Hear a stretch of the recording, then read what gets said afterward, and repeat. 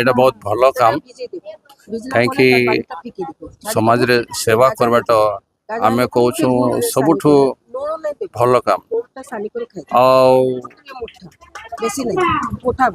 ଆମେ କହୁଛୁ ଧର୍ମଶାସ୍ତ୍ରରେ ଲେଖା ହେଇଛି ମନୁଷ୍ୟ ସେବା ବହୁତ ଭଲ କାମ ତ प्रभु हमको पढ़ाई भल काम करने आम भल काम करुचु फ्री हेल्थ कैंप आम बहुत खुशी अच्छु ये महिला समाज माने ऑर्गेनाइज करिछन हमको बहुत खुशी लगुच कि आम हेल्थ कैंप रे आम जोगाजोग करछुं योगदान करुचु भविष्य रे भी एमती कैंप हेबा कथा एमती कैंप हेले लोक माने लाभ पाइबे